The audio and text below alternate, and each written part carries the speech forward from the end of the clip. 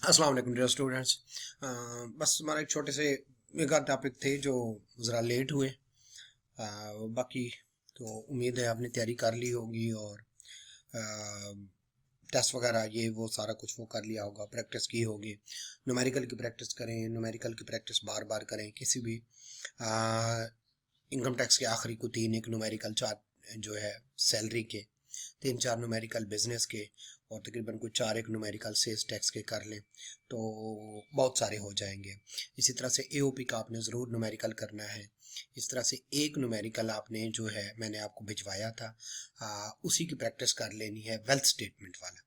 ठीक है, तो आपने ये कर लेना है, इंशाल्लाह अल्लाह खैर करेगा। और जो है बस कॉन्फिडेंस लूज़ नहीं करना, बाकी अल्लाह खैर करेगा, इंशाल्लाह बेहतर हो जाएगा। चले जी, हम एक एक करके ज़रा पढ़ते हैं। हमारी कुछ एग्जाम्पशन रह गई थी। पहला एग्रीकल्चर इनकम।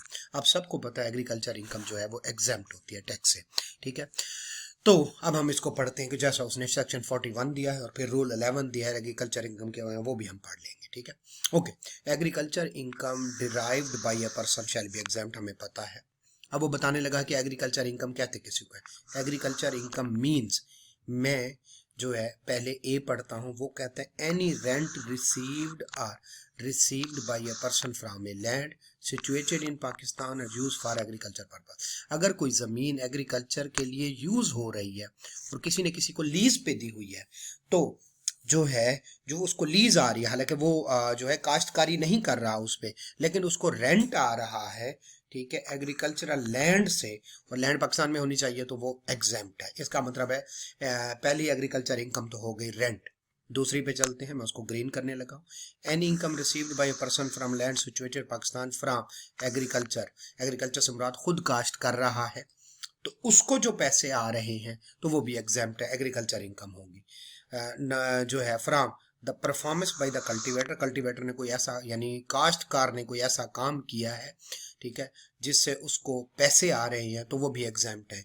या receiver of rent in kind of the process implied for taking produce to the market, market लेके जाना है फसल को, फसल कट गई है, एक बंदा आता है थ्रेशर लगाता है, तो और वो जो है थ्रेशर के बदले में जो है वो गंदम लेता है, तो उसकी वो गंदम भी जो है, अब ये थ्रेशर जरूरी है फसल को मार्केट में लेके जाने के लिए, तो वो इस प्रोसेस में हेल्प कर रहा है, तो उसकी इनकम, अगर वो पैसे ना ले गंदम ले, रिसीवर ऑफ इन काइंड, तो वो एग्जेम्प्ट होगी। इसी तरह से एक बंदा है, वो आपकी गंदम उठाता है और वो मार्केट तक लेके जाता है और वो किराया वसूल करता है गंदम की शक्ल में, इन काइंड लेता है, तो वो भी एग्जेम्प्ट है। तो इसका मतलब है अगर कोई काश्तकारी करता है एग्जेम्प्ट है, अगर कोई किसी की दूसरे की जमीन पे परफॉर्मेंस कर रहा है, कल्टीवेटर खुद उगा रहा है, तो भी एग्जेम्प्ट है।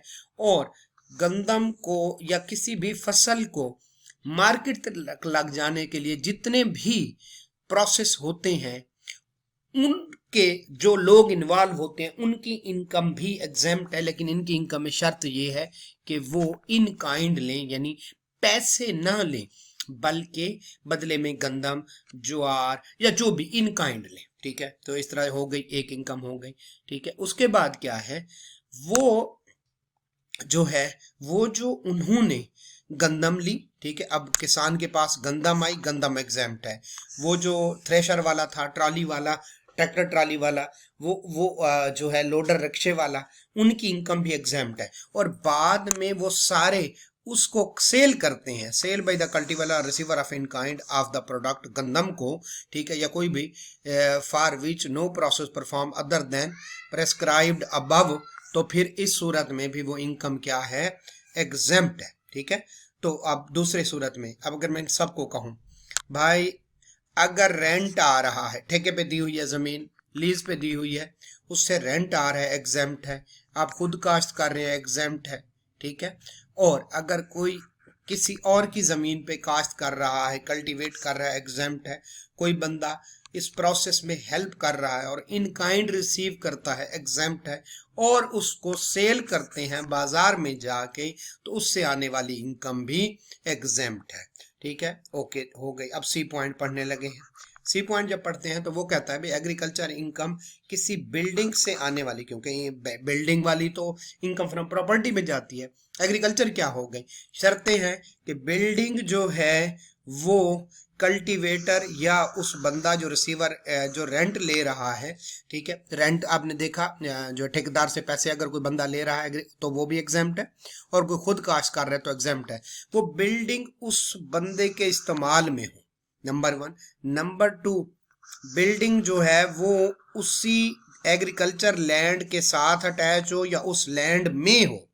जिस तरह से ये जानवरों वगैरह के लिए रखते हैं, वहाँ पे ट्रैक्टर वगैरह ट्राली वगैरह रखते हैं, वहाँ पे बीज वगैरह खाद रखने के लिए एक बिल्डिंग छोटी सी होती है। Building is used as a dwelling house, रहने के लिए इस्तेमाल होती है। स्टोर हाउस, वहाँ पे गंदम वगैरह स्टोर करते हैं। और बिल्डिंग जो cultivator receiver in kind connection with agriculture, ठीक है। तो बिल्डिंग जो है वो जो है इस तरह की आउट बिल्डिंग ये साथ साथ लगी हुई है, इस काम के लिए इस्तेमाल होती है। तो कहने से मुराद यही है कि अगर किसी बिल्डिंग का किराया आ रहा है, ठीक है, या बिल्डिंग से इनकम आ रही है और वो बिल्डिंग उधर ही है, मतलब एग्रीकल्चर लैंड के साथ कनेक्टेड है, तो भी वो एग्जेम्प्ट होगी। चले, हमें सारा पता चल गया, एग्रीकल्चर इनकम का हमें पता चल गया। कोई रेंट आ रहा है, एग्जेम्प्ट है। कोई आपको एग्रीकल्चर प्रोड्यूस मिल रही है, एग्जेम्प्ट है। आपने किसी और की ज़मीन पे जो है वो किया है, रेंट भी एग्रीकल्चर जो आपने किसी और की ज़मीन पे काश्तकारी की हुई है, एग्जेम्प्ट है। इस प्रोसेस में जो लोग हेल्प करते हैं, अगर वो पैसे क्या ले रहे हैं, जनाब इन काइंड पैसे नहीं ले रहे, इन काइंड ले रहे हैं, तो एग्जेम्प्ट है। ये सारे लोग जब बाद में वो फसल बेचेंगे तो एग्जेम्प्ट है। कोई बिल्डिंग है तो वो भी एग्जेम्प्ट है। बस ये कि बिल्डिंग से आने वाली इनकम एग्जेम्प्ट है। शर्त क्या है? शर्त ये है कि वो बिल्डिंग वहाँ पे अटैच हो, उसी के इस्तेमाल में हो, और जो है वो एग्रीकल्चर पर्पस के लिए, रहने के लिए, खाद बीज स्टोर वगैरह रखने के लिए इस्तेमाल हो रही है। ओके, हमें पता चल गया। अच्छा, अब जनाब ये मैं इधर एक छोटा सा केस बना दूं, ठीक है। एक बंदा है, उसकी एक जो है एक शुगर मिल है या चावल साफ करने का कारखाना है, ठीक है। एक बंदा है, उसका चावल साफ करने का कारखाना है, ठीक है। अब वो उस कारखाने में जनाब बाहर से राइस खरीदता है और 4 लाख रुपए के राइस खरीदता है, और वो इस में जो है इन्वॉल्व करता है, और बाद में अगर वो 8 लाख के सेल कर देता है तो हम कहेंगे कॉस्ट ऑफ सेल उसकी थी 4 लाख, कुछ उसके और एक्सपेंस होंगे समझ लें 1 लाख के, ठीक है। तो ये दोनों लेस हो के 8 लाख का उसने बेचा, तो उसको कितने का जो है 3 लाख का उसको क्या हुआ, प्रॉफिट हुआ। तो ये तो एक आम बात है। लेकिन अगर यही चावल जो है साफ करने का कारखाना है, और एक बंदे ने अपनी ज़मीनों पे चावल उगाए हुए थे, ये मुख्तलिफ जगहों पे चावल उगाए हुए हैं, और वही चावल वो इस जो है चावल साफ करने वाले कारखाने में दे देता है। अब उसके सेल तो हुए 8 लाख के, ठीक है। उसके अदर एक्सपेंस हमें पता है 1 लाख के हुए, लेकिन वो जो उसके अपने चावल थे, वो यानी वो जो है वो फसलें उसके अपने चावल थे, अपनी जमीनों के चावल थे, वो उसने इन्वॉल्व कर दिए। तो अब बताएं कॉस्ट ऑफ सेल क्या होगी? कॉस्ट ऑफ सेल होगी फेयर मार्केट वैल्यू। दोबारा सुने, एक बंदा, मैं इसको दोबारा करने लगा हूँ। एक बंदा 8 लाख रुपए के जो है वो चावल बेचता है, लेकिन उसने चावल लिए थे 4 लाख के, लाख रुपया उस पर और खर्चा किया। तो हमने यहाँ पे 4 लाख रुपए ऐड किया था लाख रुपए के साथ, और हमने कहा था उसके एक्सपेंसेस कितने हैं 5 लाख, और जो 8 लाख में से वो लेस हो गए तो 3 लाख रुपए। अब एक बंदा अपने एग्रीकल्चर इनकम से जो है वो चावल लेता है और क्या करता है, वो इन्वॉल्व कर देता है अपने चावल साफ करने वाले कारखाने में। तो बताएं अब कितने की होगी जी? Fair market value. तो फेयर मार्केट वैल्यू लेंगे चावलों की, उस दिन जो भी मार्केट में रेट चल रहा होगा वो चावलों का लेंगे, और वो हम जो है कहेंगे जनाब इतनी कॉस्ट ऑफ सेल है। ठीक है, हमें पता चल गया, ठीक है। Where a business sorry, agriculture produce as a raw material where a person has a cultivator receive of in kind, वो इन दोनों में से कोई भी हो सकता है, uses agriculture produce as a raw material in his business, चावलों को उसने as a raw material use कर दिया, the business income कैसे होगी, total income यानी 8 lakh less market value of the agriculture produce used in the business as a raw material 4 lakh रुपए का एक और खर्चा हो गया, तो उसकी इनकम कितनी हो जाएगी, वो वाली। ओके ठीक है। अब वो कहता है ठीक है, only above amount shall be deducted, no other expenses shall be allowed, यानी बाकी एक्सपेंस तो अलाउड होंगे लेकिन चावलों से रिलेटेड को ये नहीं होगा। वो चावलों कहेगा जनाब मेरी चावलों पे इतनी लेबर लगी, मेरा ये लगा, मेरा वो लगा, मेरी खाद लगा, मेरा बीज लगा, फिर नहीं ठीक है। तो और नीचे ये कहता है अगर वो प्रोड्यूस जो है मार्केट वैल्यू उसकी है तो उसकी फेयर मार्केट वैल्यू ले लें, लेकिन अगर फेयर मार्केट वैल्यू नहीं है, एक बंदा है वो कीवी का जूस निकालता है, पहली दफा कीवी प्रोड्यूस कर रहा है और जूस कीवी का भी पहली दफा, या जैतून का तेल निकालता है और जैतून पाकिस्तान में पहली दफा कर रहे हैं, तो हमें तो नहीं पता चला उसकी क्या मार्केट वैल्यू, तो उस सूरत में हम कहेंगे कि भाईजान उसको जो वो कीवी प्रोड्यूस करने के जितने एक्सपेंस हैं ठीक है वो, और अगर जमीन किसी और की है तो जितना ठेका दिया वो टोटल एक्सपेंस, यानी उस जो है अगर उसकी जमीन अपनी है तो जितने उसके क्या लगे, जितना उसका खर्चा हुआ, और जमीन किसी और की है तो फिर हम लैंड रेंट भी शामिल करेंगे। तो वो कहेगा जनाब मेरी इतने की लेबर लगी 2 लाख की, 2 लाख का मेरा बीज लगा, 2 लाख का मेरी खाद लगी, फिर इन सबको टोटल करके, क्योंकि उसकी फेयर मार्केट वैल्यू नहीं, कीवी पाकिस्तान में पहली दफा प्रोड्यूस हो रही है, तो जो चीज की फेयर मार्केट वैल्यू मौजूद हो तो फेयर मार्केट वैल्यू लेनी है, जिस चीज की फेयर मार्केट वैल्यू मौजूद नहीं हो तो उसके सिंपल क्या लेना है, उसके जनाब सारे खर्चे ले लेने हैं। तो ये हमारा क्लियर हो गया। डिप्लोमेट एंड नेशन जो है एग्जाम्पशन सिंपल है, जो है income of the individual entitled to the privilege under diplomat and consular privilege act, एक एक्ट है, ये जो सफीर वगैरह होते हैं पूरी दुनिया में होते हैं तो वो एग्जेम्प्ट है, वो यूनाइटेड नेशन एक्ट है उसके तहत भी एग्जेम्प्ट है, और एक और एक्ट है, मतलब इनके तहत कोई भी जो डिप्लोमेट वगैरह होते हैं ठीक है जो है तो उनकी इनकम जो है वो एग्जेम्प्ट है, और अगर किसी बंदे की इनकम एग्जेम्प्ट थी यूनाइटेड नेशन एक्ट के तहत तो उसकी पेंशन भी जो है पेंशन भी उसकी एग्जेम्प्ट होगी। अगर किसी बंदे की सैलरी अपने तौर पे यूनाइटेड नेशन में एग्जेम्प्ट थी तो अब उसकी पेंशन भी एग्जेम्प्ट होगी, 2 हो गई ठीक है। फॉरेन गवर्नमेंट का ऑफिशियल, इसका सिंपल कंसेप्ट है कि पाकिस्तान का एक जो है फेडरल गवर्नमेंट या प्रोविंशियल गवर्नमेंट वगैरह का इम्प्लाई है ठीक है, और जो है वो और यहाँ पे प्रोविंशियल की बात नहीं करते, सिर्फ फेडरल की। फेडरल की जो है वो जो है एक गवर्नमेंट का एम्प्लाई है और वो इटली में रहता है ठीक है, और इटली वाले हमारी फेडरल गवर्नमेंट के इम्प्लाई को जो है वो कहते हैं भाई आपकी इनकम एग्जेम्प्ट है, तो हम भी इटली वालों की इनकम यहाँ पे क्या कर लेंगे, एग्जेम्प्ट करेंगे, अगर वो जो है वो इटली का शहरी और पाकिस्तान का शहरी नहीं है और पाकिस्तान में सिर्फ और सिर्फ जो है वो एम्प्लॉयमेंट की वजह से जो है वो रह रहा है, तो फिर हम उसकी इनकम एग्जेम्प्ट कर लेंगे। ये भी पढ़ते हैं foreign government official, salary received by foreign government, Italy के एम्प्लॉय की for the service rendered to the foreign government, service भी उसी इटली को दे रहा है और एग्जेम्प्ट है, यानी इटली का एम्प्लॉय है, सॉरी इटली की गवर्नमेंट का एम्प्लॉय है और इटली को कोई सर्विस दे रहा है लेकिन पाकिस्तान में दे रहा है, तो हम उसको क्या कहेंगे, एग्जेम्प्ट है। लेकिन कंडीशन है implies the citizen of foreign country ना पाकिस्तान, सिटीजन भी उन्हीं का हो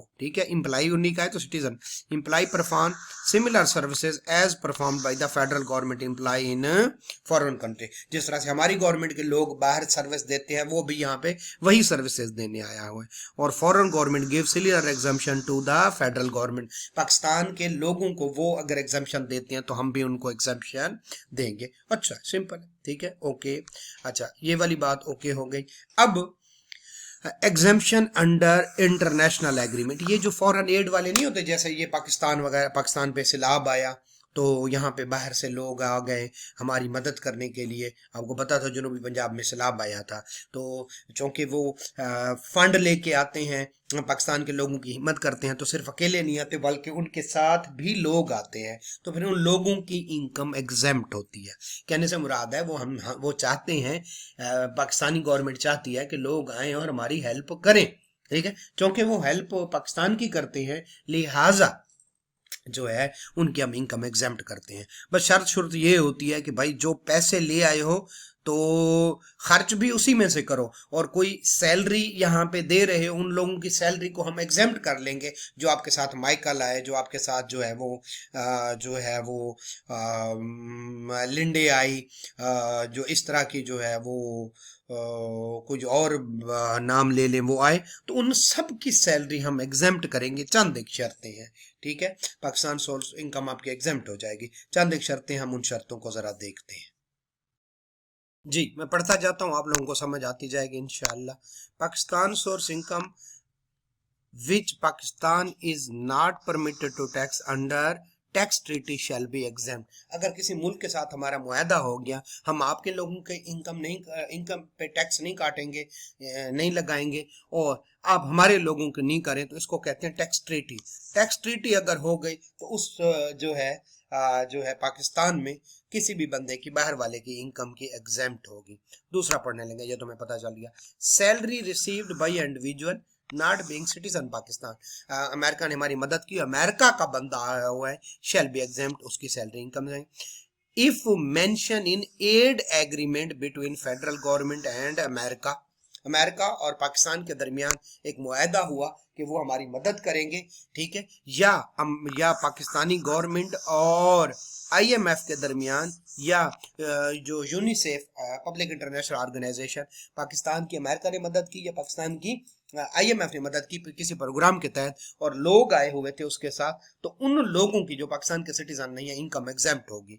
वो इंडिविजुअल क्या हो, नॉन रेजिडेंट हो या पाकिस्तान में रेजिडेंट हो, तो उस एड एग्रीमेंट की वजह से होगी। हम कहेंगे भाईजान हमारी मदद करो, हम आपके लोगों की सैलरी एग्जेम्प्ट कर देंगे। Aid agreement is with foreign country, individual is citizen of that country. America के साथ हमारा मुआहदा हुआ है और वो बंदा भी जो आया हुआ है वो अमेरिका का है, ठीक है। And the salary is paid from the fund given to Pakistan. वो जो हमारी मदद कर रहे हैं सैलरी भी उसी में से पे करें, हम ना देंगे, ठीक है। तो इस सूरत में उस बंदे की सैलरी एग्जेम्प्ट होगी। मजेदार बात है, आगे चलते हैं।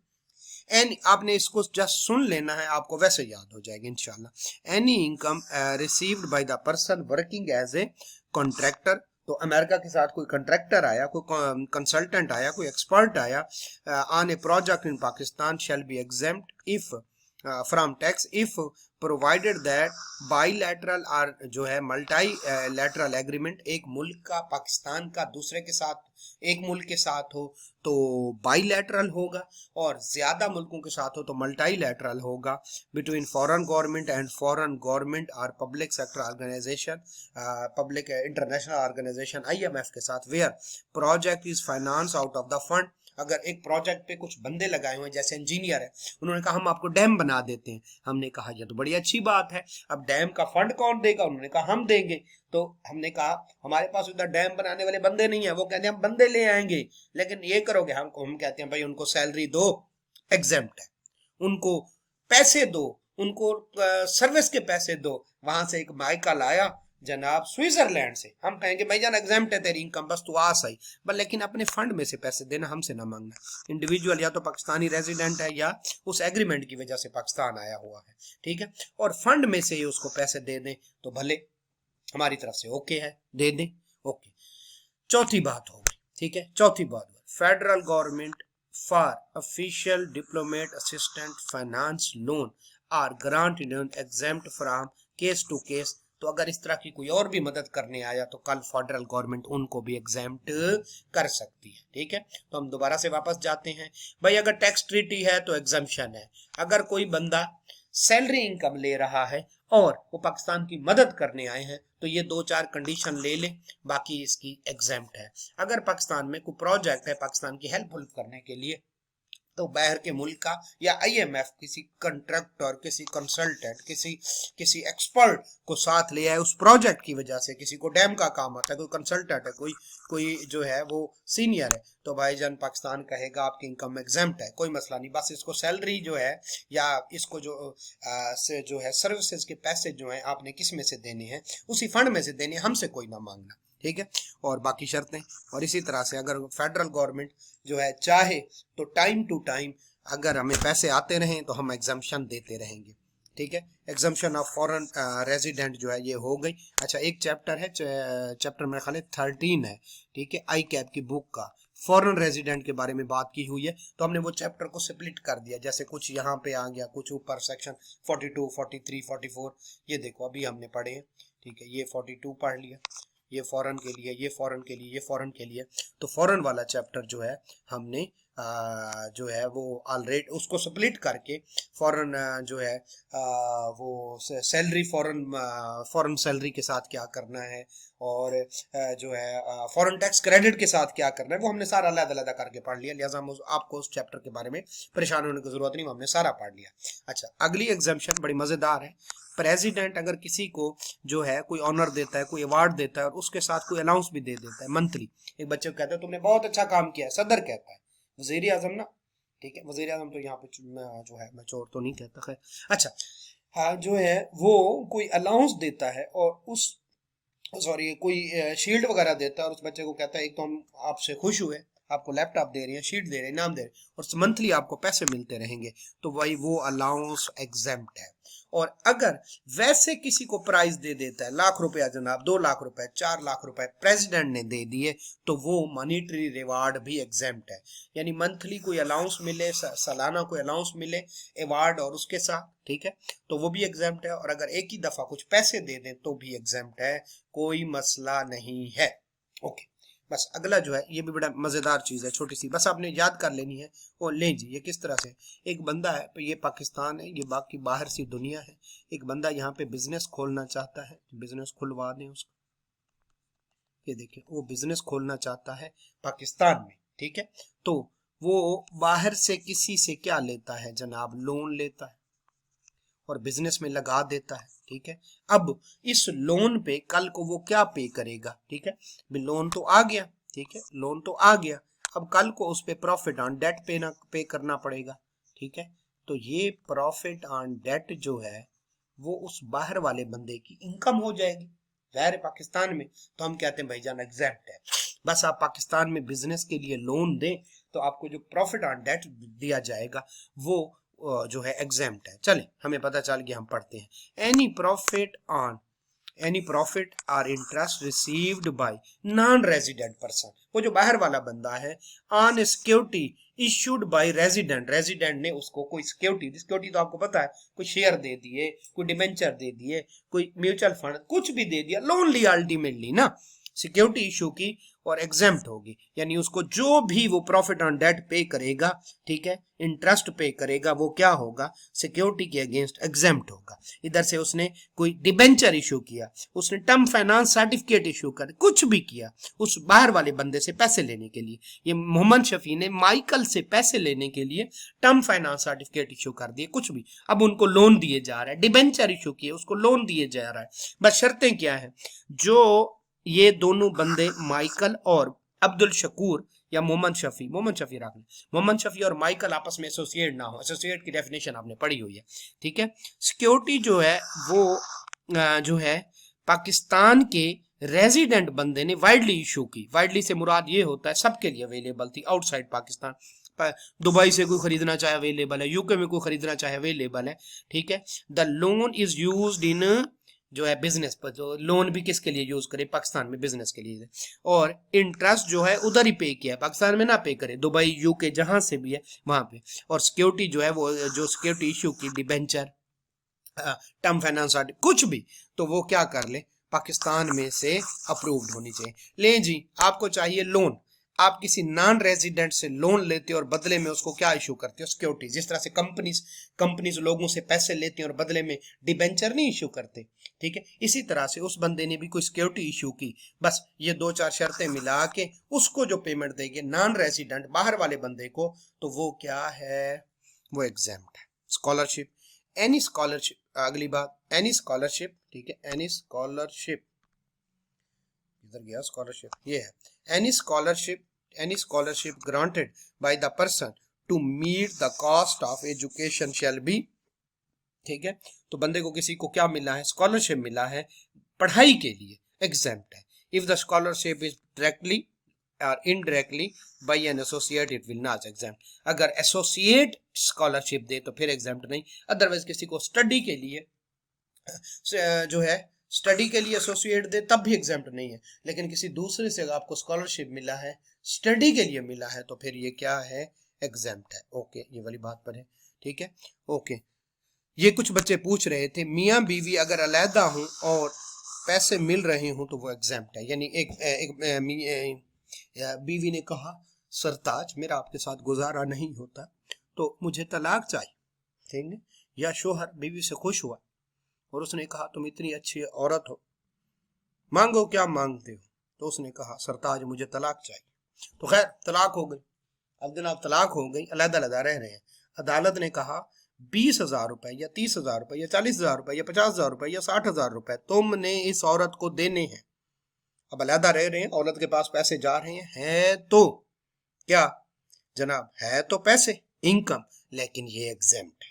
या कहीं पे शोहर बेचारा था तो औरत को कहा गया कि इसको पैसे दो, ये होता तो नहीं है, खैर तो भी वो क्या है, लिव अपार्ट जो है तो वो क्या है, एग्जेम्प्ट है। ओके, हमने पहले जी भी पढ़ा है, दोबारा पढ़ लें।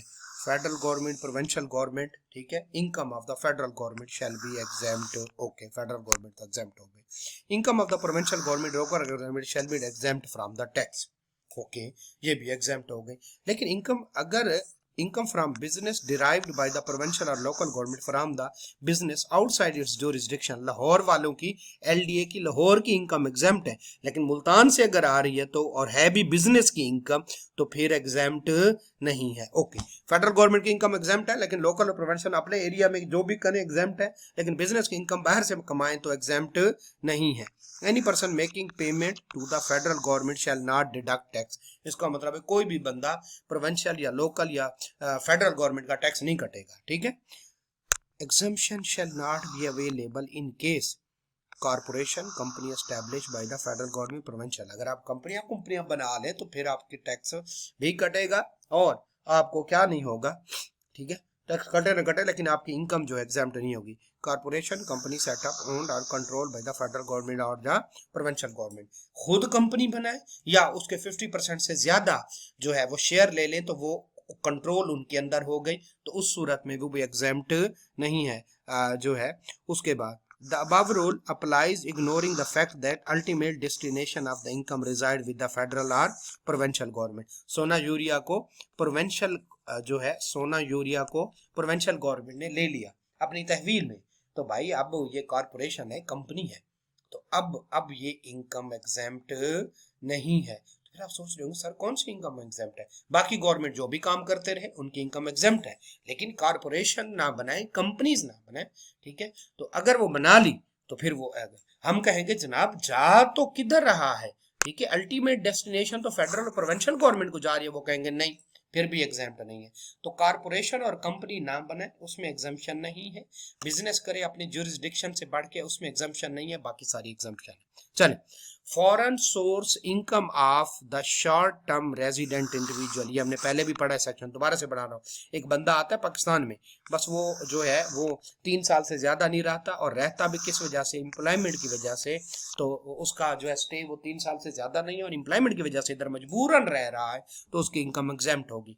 फिर लेकिन ये एग्जाम्प्ट नहीं होगी अगर वो जो है पाकिस्तान से बाहर बिजनेस कर रहा था और उसको जो है पाकिस्तान में जो है वो any income derived from business of person establish outside the Vietnam, Pakistan में रह रहा था, बिजनेस पीछे है और उससे होने वाली इनकम जो है, इसका मतलब है बाहर कहीं पे बिजनेस कर रहा है तो जो है वो वो एग्जाम्प्ट नहीं होगी, इसका मतलब बाकी इनकम तो एग्जाम्प्ट होगी, ठीक है।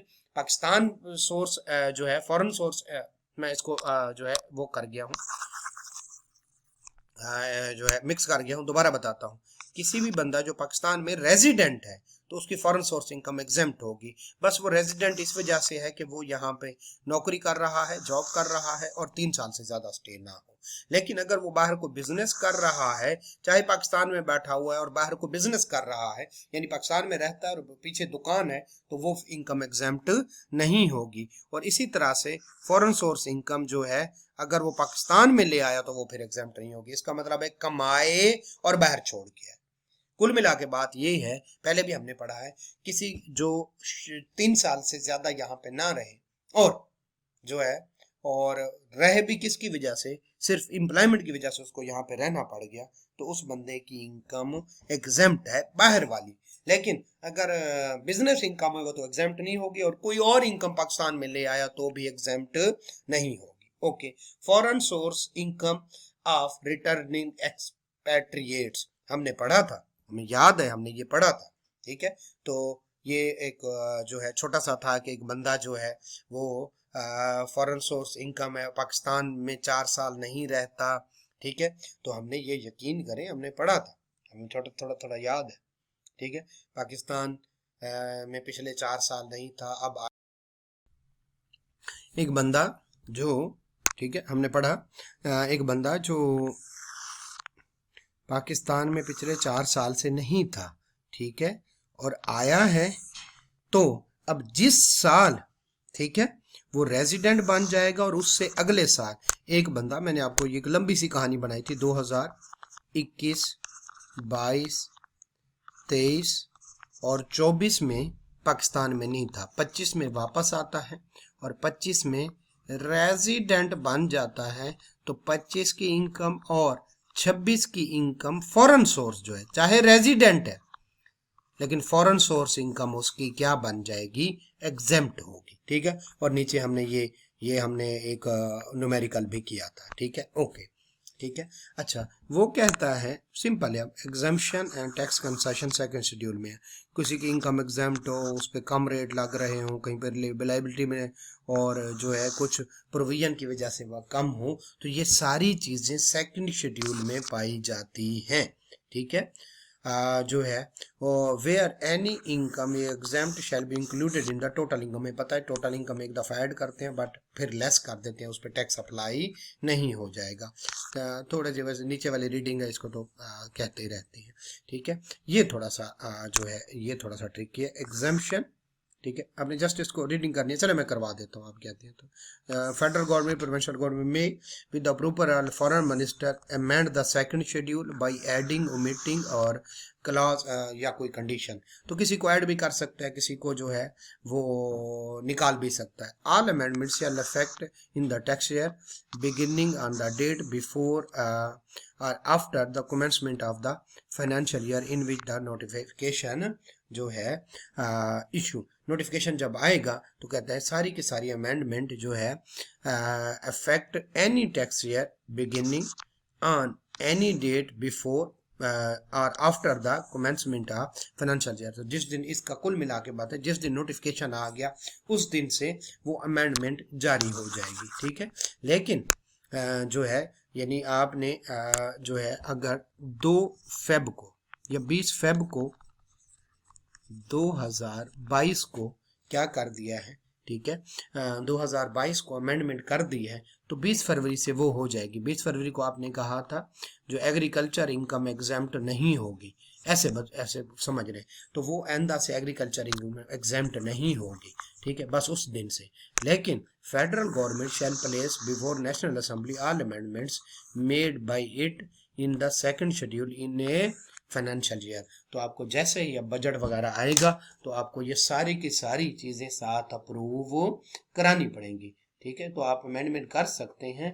ठीक है, जो है लेकिन, ठीक है, लेकिन आपने क्या नहीं करना, आपने जो है, ठीक है, अब नोटिफिकेशन है जो है बोर्ड जो है फेडरल गवर्नमेंट करा सकती है, लेकिन जो है यानी नोटिफिकेशन के थ्रू काम करवा सकती है, लेकिन आखिरकार उसको नेशनल असेंबली से अप्रूव करवाना पड़ेगा। ठीक है, ओके, आगे चलते हैं। Exemption and tax provision of other law. ठीक है, वो कहता है सेल्स टैक्स में अगर वो कह दे, ठीक है,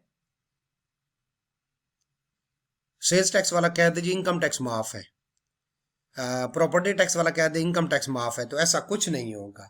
अ provision in any other law which exempt the imposition of tax reduce the tax liability exempt the operation of any provision of income tax, किसी प्रोविजन के थ्रू किसी प्रोविजन को एग्जेम्प्ट कर देते हैं, shall have no legal effect, ना भाई ना, unless it is also mention in ordinance. Sales tax वाले कह दे इनकम टैक्स माफ है, नहीं मानेंगे।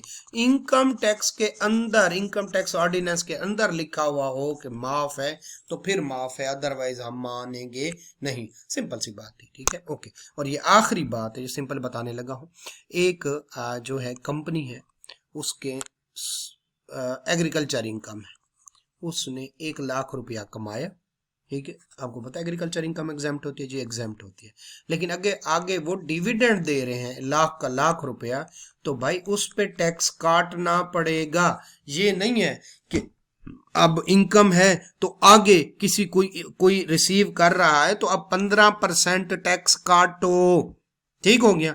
चलें जी, ये वाली बात भी हमें समझ आ गई। तो इसका मतलब है कोई भी बंदा अगर टैक्स काट रहा है, ठीक है, तो जो है सॉरी, कोई भी बंदा ऐसी इनकम कमा रहा है जिस पे जो एग्जेम्प्ट है, लेकिन आगे जो है वो अगर किसी को डिविडेंड वगैरह दे तो वो क्या हो जाएगी, वो टैक्सेबल हो जाएगी। पढ़ते हैं limitation of exemptor where any income exempt from tax, जैसे एग्रीकल्चर इनकम एग्जेम्प्ट है, the exemption shall be limited the original recipient, उस कंपनी के लिए तो माफ है, and shall not extend to any person receiving any payment out of that income. तो उस ये नहीं होगा कि बस एक बंदे को एग्जेम्पशन है तो आगे सबको मिलती जाएगी, ठीक है। और यही लिखी हुई है, होंडा कंपनी ने जो है वो 100 रुपया कमाया, ठीक है, और उसने क्या दिया, 29 रुपए वो कर दिया, तो 31 जनाब वो हो गया, तो 31 पे 71 रुपया बाकी बच गया, 29% टैक्स दिया, 71% बाकी बच गया, तो अब 71 पे 15% लगेगा।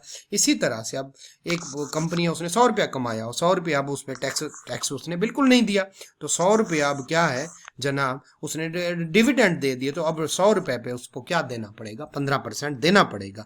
जैसे वो 71 पे दे रहा, क्योंकि उसने 29% टैक्स दे दिया था, लेकिन इसने टैक्स 1 रुपया भी नहीं दिया, तो डिविडेंड कितना जा रहा है, 100 रुपीज, तो वही 100 रुपए पे टैक्स लगेगा। लें जी, हमारी एग्जाम्पशन वाला चैप्टर मुकम्मल हुआ। कोई क्वेश्चन हो, कोई क्यूरी हो, मैं व्हाट्सएप पे हाजिर हूँ आपके। ये आधे घंटे की तकरीबन ये वीडियो बनी है, तो आप इसको काइंडली देख लीजिएगा।